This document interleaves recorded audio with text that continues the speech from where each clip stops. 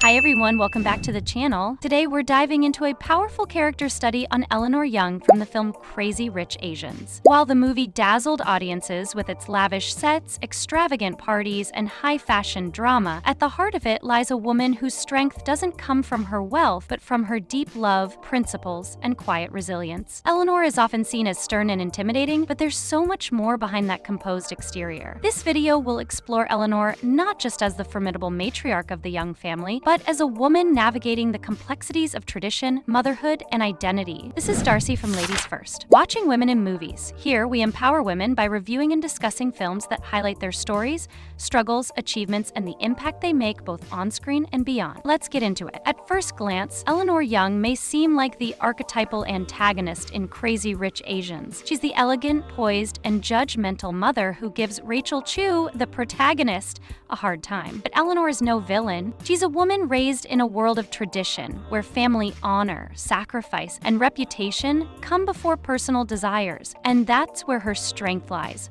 Eleanor's love for her son Nick is evident from the beginning, but it's not the soft, Western expression of affection we're used to seeing in Hollywood. It's the kind of love that manifests through protection, through legacy, through tough choices. She's a mother who has spent her life maintaining the family's honor, navigating elite circles, and ensuring her son inherits a name that still holds weight. What's remarkable is how Eleanor doesn't just represent generational pressure, she embodies the burden of emotional labor women often carry. She doesn't demand perfection out of cruelty, but out of fear. Fear that love alone isn't enough to survive in a world filled with scrutiny and expectations. In one scene, she even confides in Rachel that she too wasn't accepted by Nick's grandmother when she first married into the family. That moment reveals her vulnerability, her sacrifices, her isolation, and ultimately, her empathy. In a way, Eleanor sees a reflection of her younger self in Rachel, ambitious, intelligent, and unapologetically independent. But unlike Eleanor,